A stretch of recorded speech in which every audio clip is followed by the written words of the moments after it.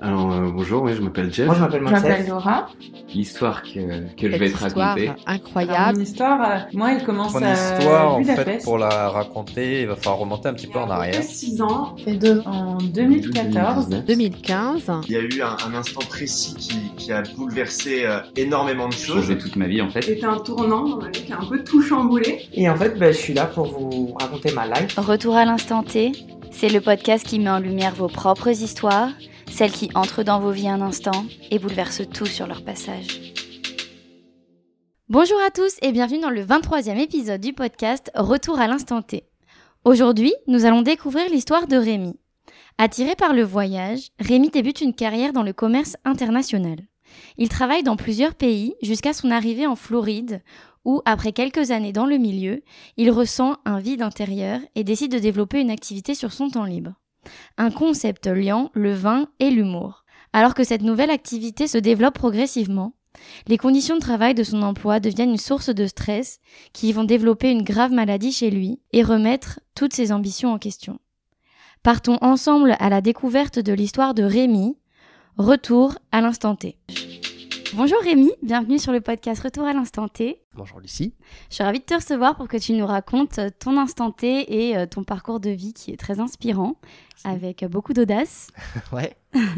Alors, est-ce que tu pourrais nous resituer au tout début, avant que tout ça se passe, qui tu étais, que faisais-tu dans la vie et pourquoi ? Alors, en une ligne, on peut dire un cœur d'artiste qui a attendu très longtemps pour se lancer et qui a pris une carrière totalement, un chemin de vie totalement différent de ce que j'aurais, je pense, dû prendre, parce que je suis parti dans le commercial, un BTS de commerce international. J'ai fait une licence, un master de stratégie d'entreprise, enfin que du corpo.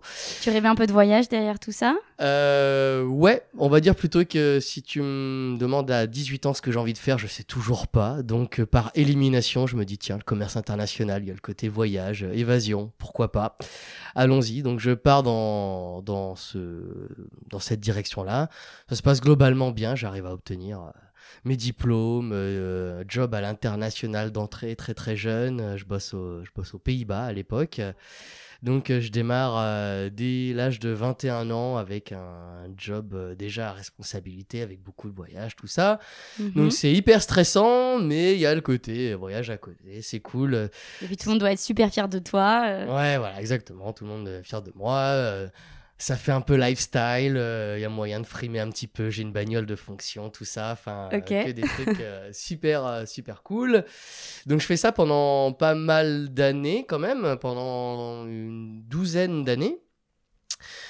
Sauf qu'avec le temps, les années passent et puis une sorte de vide intérieur qui se met en place progressivement, parce que même si c'est cool, j'ai l'impression au bout d'un moment que je fais le tour de la question et que même si ça fonctionne toujours, ça me laisse vide. Je suis pas fulfilled, comme on dit. Et puis à un moment donné, le fameux instant T que je vais te détailler, là il y a tout qui bascule et je fais un changement à 360 degrés de vie et je deviens artiste entrepreneur. Alors raconte-nous, qu'est-ce qui s'est passé ? Alors en fait, à un moment donné de ma vie, un petit peu avant la trentaine, très clairement dans ma vie, je m'emmerde. Je passe mon temps à voyager, mais j'en profite pas parce que c'est pour le boulot. Je gagne très bien ma vie, mais pour autant je m'emmerde. T'es toujours aux Pays-Bas à ce moment-là ? Oui, je bosse toujours pour des boîtes étrangères et pour la France, la Belgique, la Suisse, toute la partie Europe du Nord, on va dire. Et donc, je sais pas, il y a une année où j'ai envie de tout plaquer et me barrer. À l'époque, j'avais une obsession de l'Australie, je sais pas pourquoi. Ok. Et puis, ça s'est pas fait parce que il y a plein de monde, la famille, tout ça, qui m'ont dit mais pourquoi tu fais ça, plaque pas tout comme ça sur un coup de tête, machin. Donc je me dis dans ma tête, bon, si je trouve un job qui me plaît, dans lequel je peux voyager, mais dans un autre secteur que l'Europe, parce que je voulais voir autre chose, j'ai dit allez, je donne une chance. Et donc je postule pour un job, ils me prennent.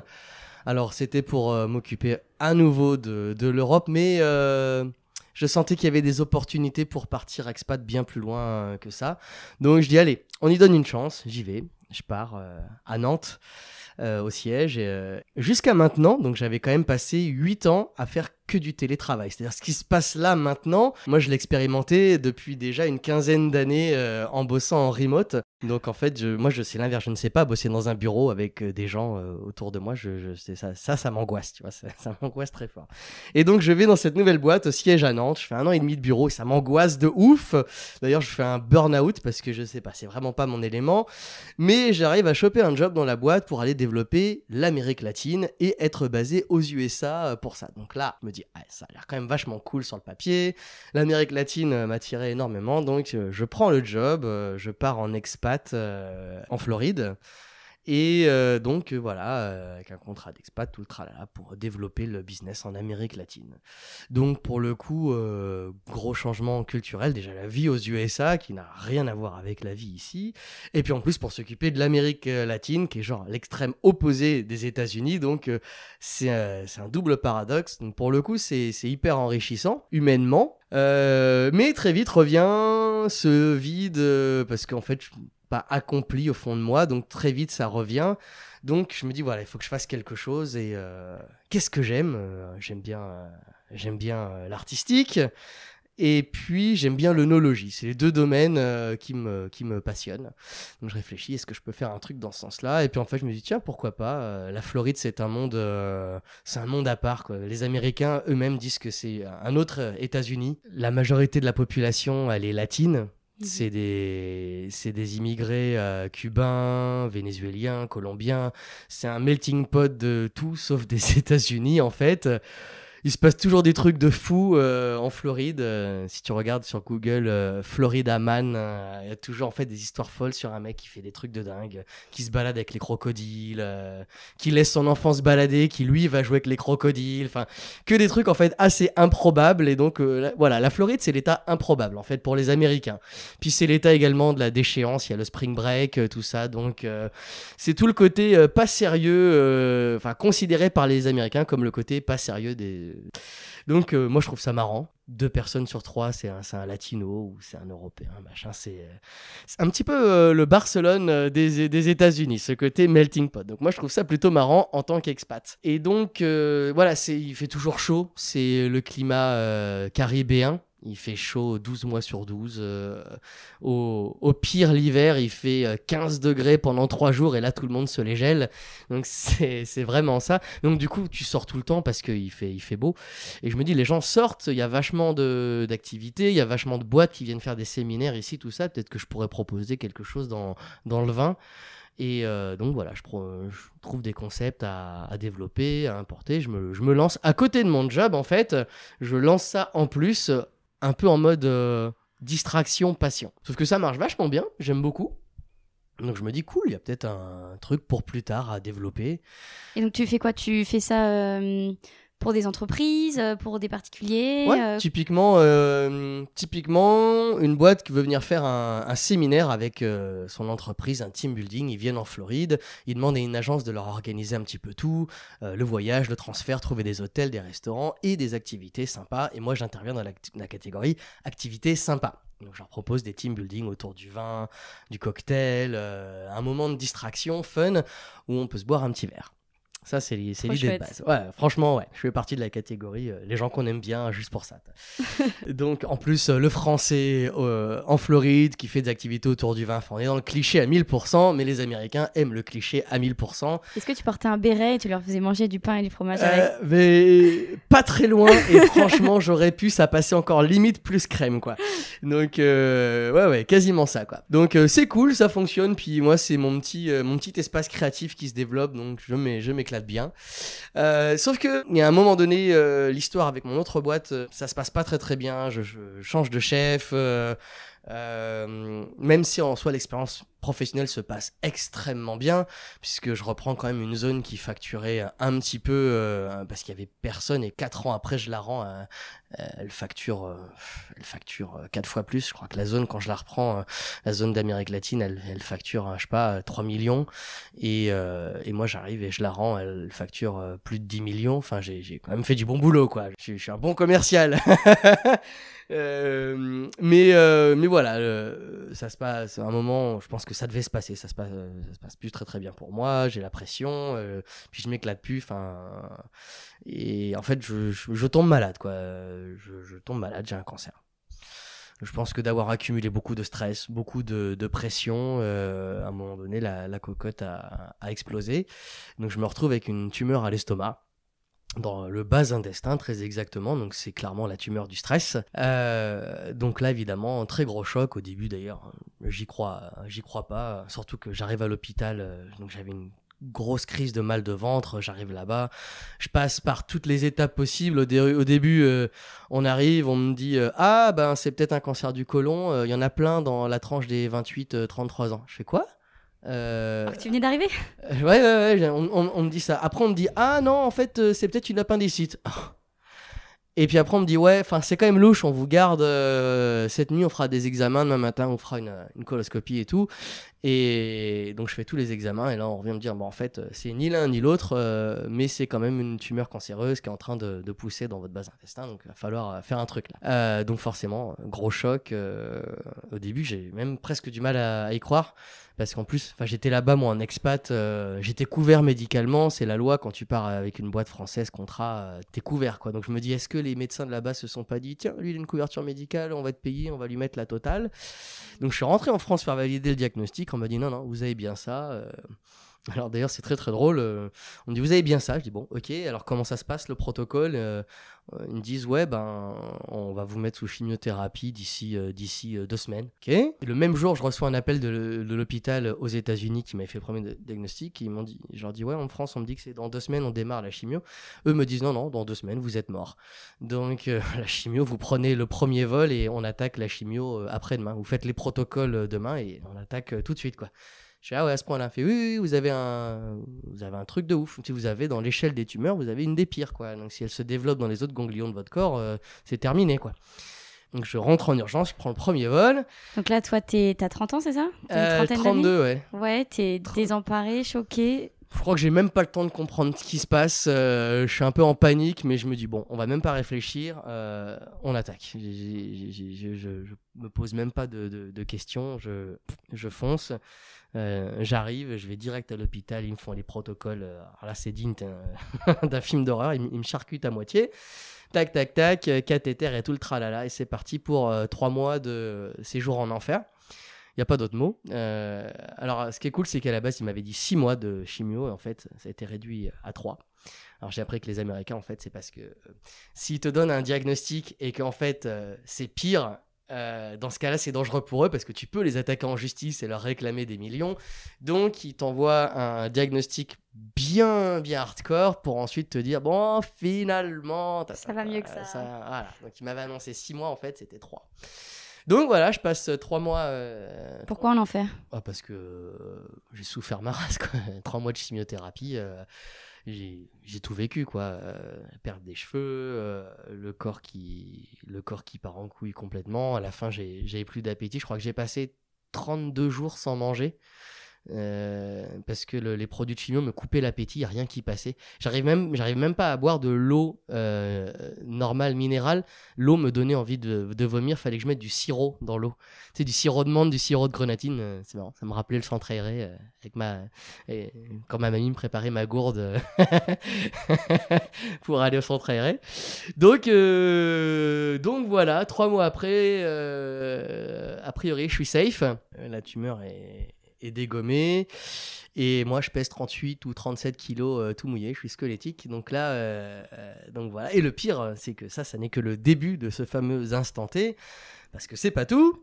Moi je veux essayer de rester aux États-Unis pour du coup essayer de développer la boîte que j'avais lancée en me disant, tiens, est-ce que ça peut être un job full-time? Donc je paye un avocat d'immigration, sauf que c'était l'époque Trump, et c'était l'époque où il voulait aucun étranger, enfin sauf les ultra riches, ce qui n'était pas mon cas. Donc moi je pense que je vais avoir mon visa, que ça va être une formalité, parce que j'ai quand même payé tous les frais, tout ça, j'ai quand même investi les quelques sous que j'avais gagnés dans cette boîte-là pour suivre un peu les procédures. J'arrive à l'ambassade américaine à Paris, et on me dit non, vous n'avez pas le droit à votre visa.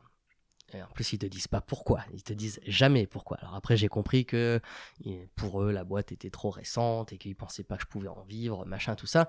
Sauf que moi, j'avais pas du tout calculé ça. Donc, j'étais revenu en pensant que c'était une formalité. J'avais laissé toutes mes affaires aux États-Unis. J'étais revenu littéralement en pensant que ça allait être un voyage de 3 jours, un aller-retour. Donc, j'avais pris une valisette avec 3 caleçons, 3 paires de chaussettes. Et on me dit non. Et en plus, votre visa est caduqué maintenant. Donc, vous n'avez pas le droit de retourner aux États-Unis. Donc mon contrat d'expat s'était terminé, donc pour ça, à cause de ça, mon visa était caduc. Et on me dit non, vous n'avez pas votre visa d'entrepreneur et vous ne pouvez pas retourner aux États-Unis non plus. Donc là, je commence à bugger. Je fais donc ok, j'ai plus aucune affaire perso. Je peux pas retourner dans le pays dans lequel j'ai monté ma boîte. J'ai plus beaucoup de thunes parce que je les ai mises dans cette boîte-là justement. Je pèse 35 kilos tout mouillé. Qu'est-ce qui m'est arrivé d'autre en même temps ? Il m'est arrivé que des merdes. Mes parents étaient en plein divorce. Ma mère s'était barrée de la maison. Donc j'ai mon père qui était à la maison en train de déprimer. Et moi j'étais au milieu de tout ça. Quoi d'autre ? Ah ouais, j'étais proprio d'un appart aussi. Et la nana à qui je l'avais loué, d'un coup elle s'est arrêtée de payer comme ça, sans raison. Donc j'ai dû faire une procédure d'expulsion contre une occupante. Donc je devais en plus payer le prêt de mon appart. Enfin voilà, ça c'est, je te parle de pendant 3 mois il s'est passé tout ça. C'est-à-dire que c'était le reset absolu en fait quoi. T'as des gens, je me suis séparé avec ma copine, je suis au fond du trou, machin. Moi j'aurais limite préféré que ce soit ça. C'était bien pire que ça. Donc voilà, j'avais strictement plus rien. J'avais 3 caleçons, 3 paires de chaussettes. Je suis rentré dans ma maison dans cette ambiance déprime en me disant bon, qu'est-ce qui se passe là ? Qu'est-ce que l'univers veut me faire comprendre là ? Parce que c'est beaucoup là tout ça quand même. Donc je me fais ma petite réflexion, c'est peut-être le moment, en effet, d'entamer un grand changement complet, de toute façon, il n'y a pas trop le choix. Donc on va commencer par se remettre en joie, tout simplement, essayer de sortir de cette espèce de paradigme triste et déprimant. Qu'est-ce qui pourrait être cool ? Déjà, aller dans un coin, cool. J'avais pas trop envie de rester en France, je sais pas t'expliquer pourquoi, mais je sais pas. J'ai vécu 4 ans à côté des palmiers et de la mer, je me suis dit, j'aimerais retrouver cette énergie... mer, palmier, boum, boum, boum. Mon intuition me dit, regarde l'Espagne, tac, tac, tac. Tiens, Barcelone, ça a l'air chouette, je connais personne. À la limite, pour faire un redémarrage, pourquoi pas. Donc, je prends un aller simple pour Barcelone, littéralement un aller simple, il y a 4 ans. Je trouve la ville plutôt chouette. Je dis, tiens, allez, je vais poser mes valises ici quelques temps, on va voir comment ça se passe. Et puis, en fait, tout s'est passé très, très bien ici. Alors, évidemment, les galères qu'on connaît tous. 10 000 déménagements en 3 mois parce qu'il faut trouver une chambre par-ci, une chambre par-là. La galère du logement, mais bon. En fait, c'est tellement que dalle comparé à ce que j'ai vécu 6 mois auparavant que je prends ça avec rigolade.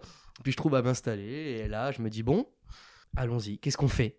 Je trouve une troupe de théâtre d'impro en français à Barcelone. Je me dis, tiens, c'est marrant pour redémarrer, se faire des nouveaux potes, l'ambiance théâtre, machin. Je démarre avec ça, et puis en fait, très très vite, ça me donne des idées. Donc je vais dans une école qui s'appelle Les Turbulences. Je me fais une bonne bande de copains, dont un certain Nico que tu connais. Qui a fait un podcast. Qui a fait un podcast avec toi, exactement. Et puis, je m'éclate, et puis ça développe mon côté artistique encore plus. Donc j'ai dans l'idée de relancer la même boîte que j'ai lancée aux États-Unis dans le côté dégustation, mais je veux aller plus loin que ça. Et donc ce côté théâtre d'impro développe mon côté artistique. Et là, il me vient plein d'idées. Alors, on va faire un petit flashback quand j'étais encore aux USA et que je lançais mes dégustes. À l'époque, j'avais l'idée un peu farfelue de lancer un concept de dégustation qui n'existe pas. Je me dis, tiens, dégustation et magie. Me demande pas pourquoi la magie, c'est même pas une passion de gosse. Ah ouais ? Ça m'est venu comme... Non, quand j'étais gosse, moi, je m'aimais bien plutôt monter sur les tables et raconter des histoires drôles ou faire des imitations. Tu vois, je serais parti sur un truc humoriste imitateur. Mais la magie, c'était pas un truc, un rêve de gosse. Tu vois, c'est un truc qui m'est venu après. Je dis, tiens, la magie, ça pourrait être drôle. En plus, c'est marrant et tout. Donc, je trouve une école de magie À Barcelone? Non, aux États-Unis. Aux États-Unis. J'étais encore aux États-Unis. Il y a une école de magie qui est connue à Las Vegas. Je dis, tiens, je vais me faire un kiff. J'y vais, je leur propose ce projet de faire un mix dégustation de vin et magie. Ça leur plaît beaucoup. Et donc, je fais une formation intensive en magie là-bas. À la base, dans l'optique de créer ça. Et puis, en fait, je suis rentré dans le monde de la magie à cette époque-là. Et là, je suis rentré dans un univers qui est devenu addictif. Mais à l'époque, je le gardais ça vraiment en mode hobby, tu vois. Et donc une fois arrivé à Barcelone, je commence à développer un petit peu mes trucs. Je dis tiens, je vais reprendre la magie, peut-être essayer d'en faire un petit peu plus. C'est comme si je semais plusieurs graines en même temps. Il me vient également une autre idée. Je me dis tiens, mais il n'y a pas de stand-up. Et on est beaucoup de Français, il n'y a pas de stand-up en français. Donc j'explore un petit peu cette piste-là. Je propose à Nico, dont on a parlé, est-ce que tu veux, j'aimerais lancer ça, est-ce que tu veux m'accompagner? Il est chaud. Donc on lance une première soirée, scène ouverte de stand-up en français à Barcelone. On hallucine, on s'est dit ouais, on trouve un petit bar sympa, un café-théâtre qui s'appelle l'Imperfecto. Si vous venez à Barcelone, allez boire une bonne bière belge à l'Imperfecto. Et donc eux, ils étaient habitués à recevoir d'autres scènes ouvertes en anglais, en espagnol. Ils étaient très contents de recevoir une scène en français. Donc on va là-bas, on se dit ouais, il y a 15 pélos qui vont se pointer, nos potes quoi. Et on hallucine, on fait à peine un petit post de pub sur un groupe Facebook de Français à Barcelone et il y a plus de 100 personnes qui se pointent. On hallucine complètement, on n'est pas du tout préparé à ça. Mais bon, la soirée se passe nickel, on s'éclate, on se dit tiens, on va relancer ça le mois d'après. Même configuration, une petite pub à 2 balles, on verra. Et là, je crois qu'il y a plus de 120 personnes qui se pointent. Les gens pouvaient même pas rentrer dans le bar. Ils essayaient depuis le couloir de voir, mais pouvaient pas. Enfin, on hallucine complètement. Donc on se dit, ouais, là, on tient quelque chose, un concept fun. Et puis moi qui me dis, peut-être, tiens, si plus tard je veux lancer un spectacle, un truc, je peux profiter de ça pour tester des blagues, des histoires, des tours de magie. Donc voilà, c'est un truc que je lance à côté. Tu vois, ça fait plein de petites graines. Les Petits Barcelonais, c'est le nom de cette scène ouverte Comedy Club en français, qui est devenu du coup un rendez-vous mensuel en fait de l'humour en français à Barcelone. On s'éclate vraiment avec ça. Ça existe toujours, donc si vous venez à Barcelone, vous voulez vous marrer en français, checkez Les Petits Barcelonais. Et ça, c'est autre chose que l'Imperfecto du coup. Il y a les scènes ouvertes à l'Imperfecto. Alors avec le temps, on l'a développé sous 2 formats, parce qu'on va parler de l'époque covidienne dans pas longtemps. Mais donc au début, c'était une scène ouverte tous les mois dans ce café l'Imperfecto, qu'on a gardé en fait sous un format scène ouverte, ce qui nous permet de recevoir plein d'artistes qui veulent se lancer, des artistes nouveaux, des artistes qui veulent aussi plus confirmés et qui veulent tester des nouvelles blagues, du nouveau matériel. Donc on a gardé ce format-là. Et puis en fait, arrive cette époque covidienne. Ce qui se passe, c'est que les cafés, les bars sont fermés. Alors je sais plus pour quelle raison.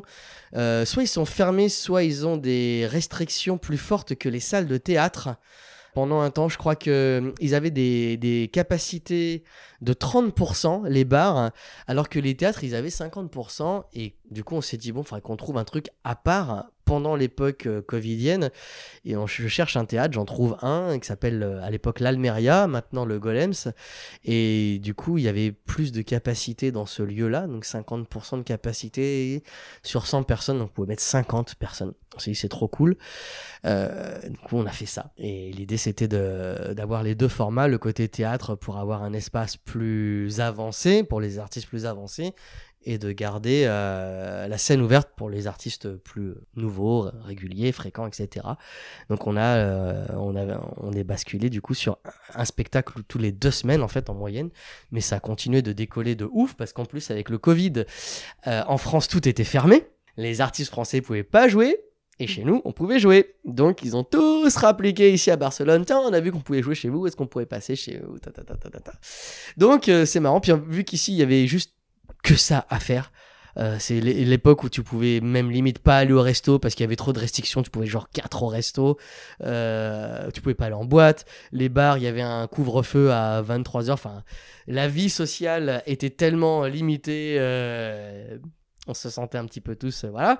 Alors que chez nous, on pouvait se marrer, assister à un spectacle, on pouvait même boire de la bière, chose qui était interdite dans d'autres lieux. Donc, du coup, ça a pris une envolée sans sans trop forcer en fait. Donc ça, cette époque-là, elle était très très très marrante.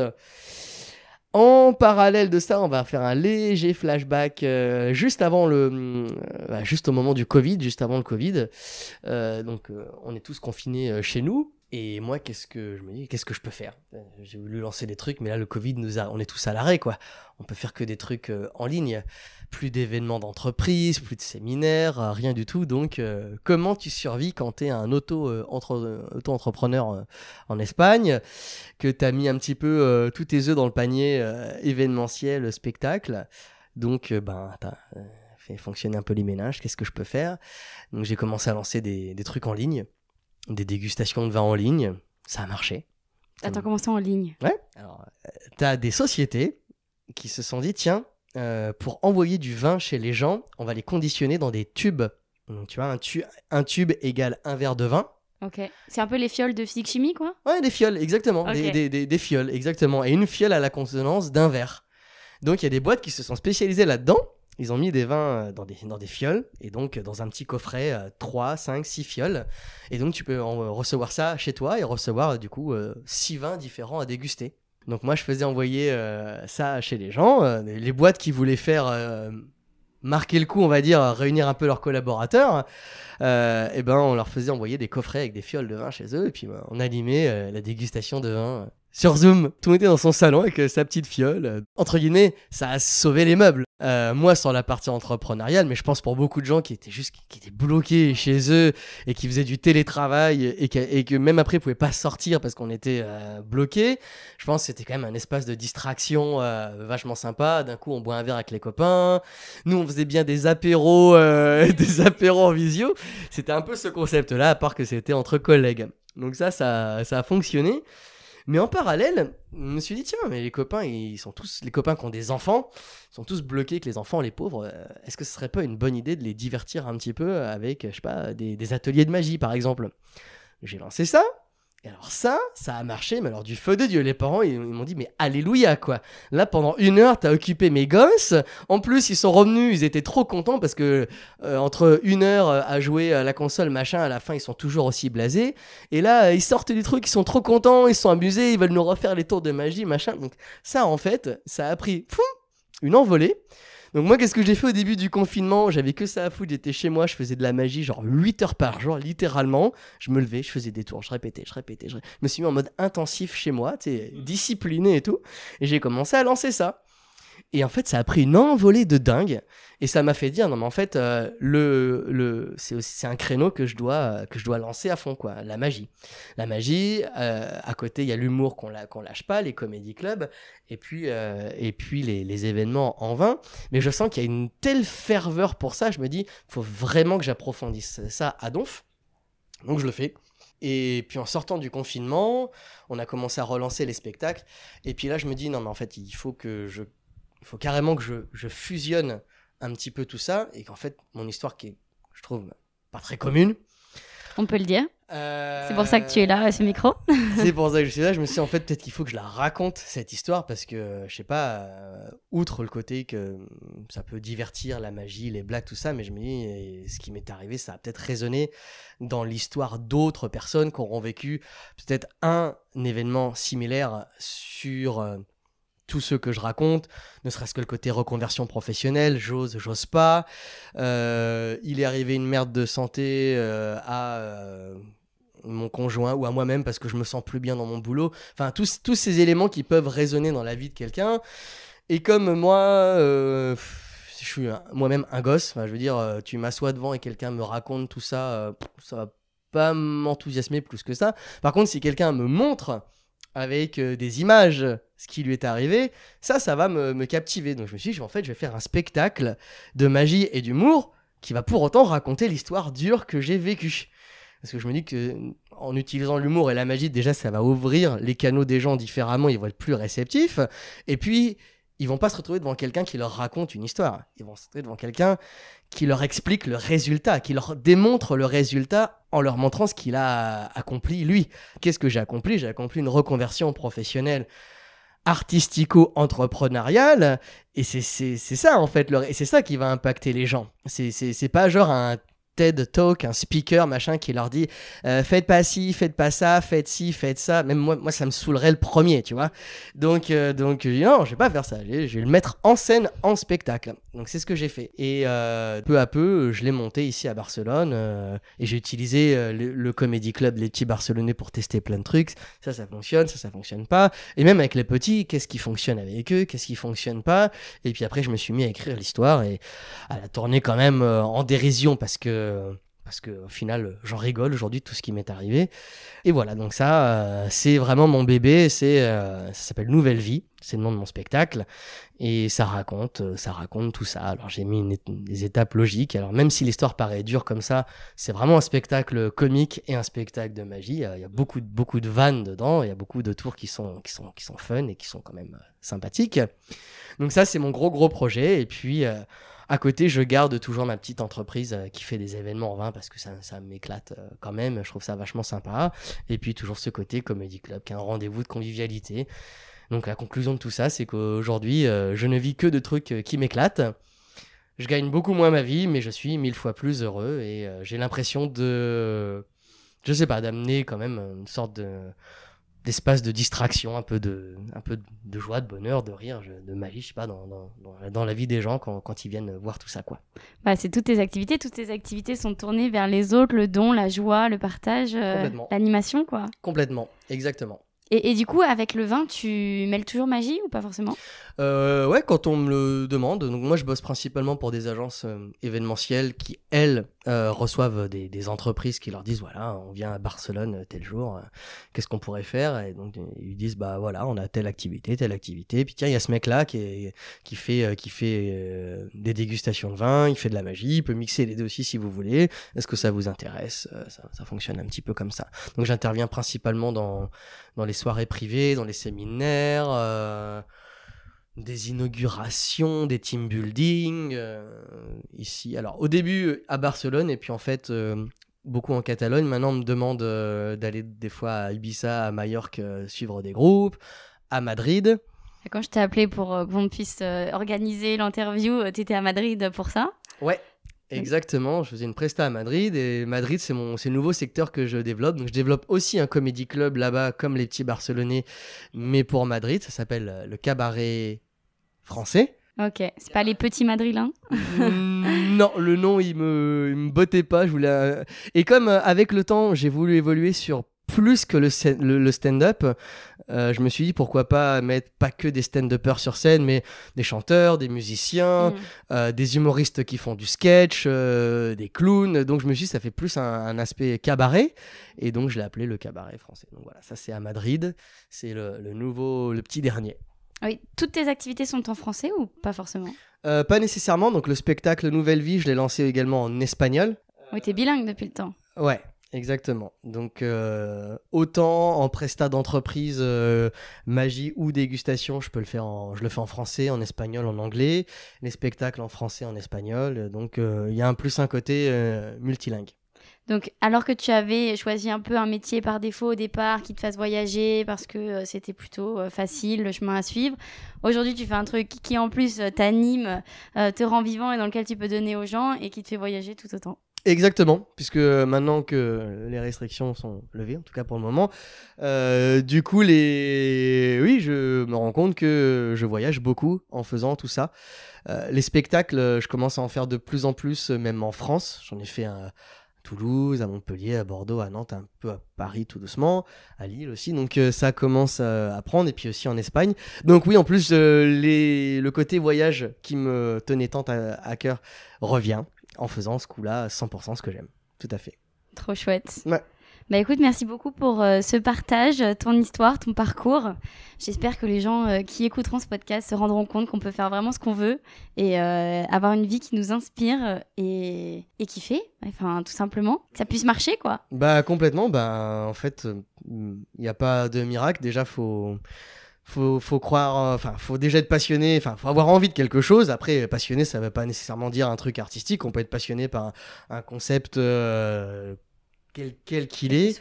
Et puis après, il n'y a pas de miracle. C'est oser, pas avoir peur de se planter, puisque j'en parle pas beaucoup, je me suis quand même pris un paquet de gamelles au passage. Vas-y, c'est quoi ta plus grosse gamelle? Bah, ça peut être des bides sur scène, ça peut être foirer des tours de magie, ça peut être faire des prestats et ça se passe pas bien pour, je sais pas, X raisons, ça matche pas. Enfin, il y a plein de trucs comme ça qui se sont passés. Des énormes galères parce que je suis quand même entrepreneur. Je suis artiste, mais je suis aussi entrepreneur. Et il y a des moments où tu te lances, mais t'es pas encore très connu. Donc l'activité, elle est pas au rendez-vous. Faut le temps que ça se fasse. Donc tu flippes un peu ta race. Est-ce que tu vas faire la fin du mois? Enfin, ça, clairement, ça fait partie de cette vie-là, mais ça forge aussi. Et puis au bout d'un moment, si tu lâches pas, toutes les graines que tu as semées, si tu continues de les arroser, que tu tiens le coup, au bout d'un moment ça pousse, et puis après tu récoltes, et là tu t'éclates. Et tu t'es souvent demandé si du coup, à cause de ces bides ou de ces problèmes d'argent, de fait que ça marche pas forcément tout de suite, est-ce que tu as remis en question le fait de faire ça? Un paquet de fois, j'ai remis en question, est-ce que j'ai pris la bonne décision, est-ce que je me suis pas un peu enflammé, non, mais ça, un paquet de fois. Puis encore plus Covid et après Covid, où la machine a été quand même particulièrement compliquée à relancer. Mais je sais pas, à chaque fois il y a un petit signal ou ta petite voix intérieure qui te dit non, mais persévère, tu vas voir, ça va le faire, lâche pas l'affaire. Je pense qu'à chaque fois, ce genre d'épreuve de remise en question, c'est jamais qu'un test supplémentaire sur ta détermination. Je le vois comme ça, en ce qui me concerne moi. Après, je dis pas que c'est un truc qui s'applique à tout le monde, on est tous différents, et je suis pas en train de dire ce qui s'applique à moi s'applique à tous, mais je pense que d'une manière générale, quand on est globalement suffisamment déterminé... Mon prof parce que j'avais repris quelques cours de magie à Barcelone, donc j'ai un nouveau prof, et il me disait... la magie, c'est avant tout de la détermination. Si t'es déterminé, tu trouveras le temps. Si tu trouves le temps, tu trouveras l'argent. Et il m'a dit, c'est dans ce sens-là et pas l'inverse. C'est avant tout, si t'es déterminé, t'as la flamme, tu vas trouver le temps, tu vas faire le nécessaire. Et si tu trouves le temps, naturellement, tu trouveras l'argent pour. Et en tout cas, pour ma part, ça s'est totalement vérifié. Et ça s'est totalement passé comme ça.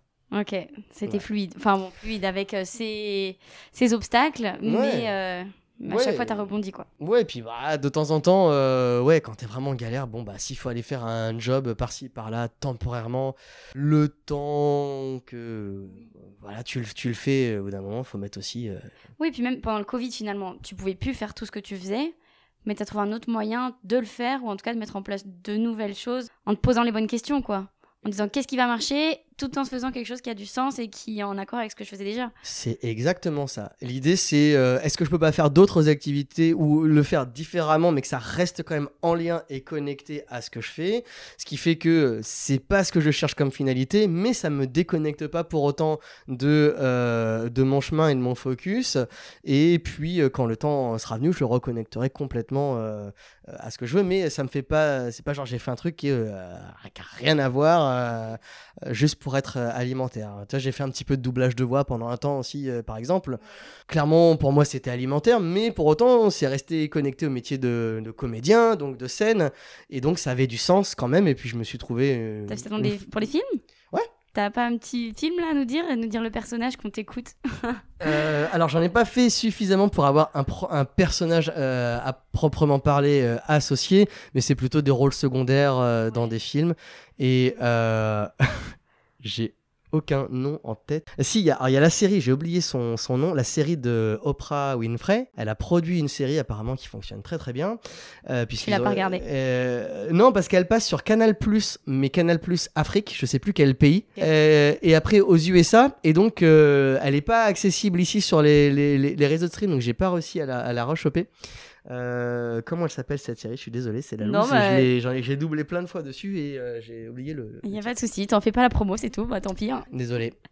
Très bien. Et un petit truc à rajouter ? Eh si vous vous baladez à Madrid ou à Barcelone, venez passer un bon moment, que ce soit au Petit Barcelonais, au Cabaret Français, et puis venez voir Nouvelle Vie, le spectacle, qui est un spectacle où on peut venir autant entre amis qu'en famille. Ça plaît autant aux petits qu'aux grands, donc voilà, c'est pas réservé réservé aux uns ou aux autres. C'est ouvert à tous. Trop chouette. En tout cas, j'ai pas vu ton spectacle et je suis pas encore allée à Madrid te voir. Mais pour le coup, les petits Barcelonais et l'Imperfecto, j'y ai été plusieurs fois et je recommande à 10 000%. Une soirée de rigolade, mais garantie. Voilà. Ah, et si vous voulez faire une super soirée avec votre entreprise, un team building, une soirée de fin d'année ou un team building au mois de juin, machin, on peut faire des trucs super sympas avec les vins, les cocktails, la magie, ce que vous voulez. On a forcément un concept super fun pour vous. Génial. Écoute, merci beaucoup pour ce partage, pour ton énergie. Et puis, bonne continuation à toi. Merci à toi, Lucie, et bonne continuation aussi dans tes podcasts. Merci. Merci à vous d'avoir écouté cet épisode de Retour à l'instant T et merci à Rémi pour le partage de son histoire. Si cet épisode vous a plu, abonnez-vous au podcast et laissez-lui 5 étoiles sur votre plateforme préférée. Si vous avez une histoire surprenante ou si vous avez un ami qui a un cousin dont la tante a une histoire incroyable, je vous invite à me contacter par mail pour que l'on enregistre ça ensemble. Retrouvez le podcast sur Instagram au nom de Instant T Podcast et je vous dis à mardi pour le prochain épisode.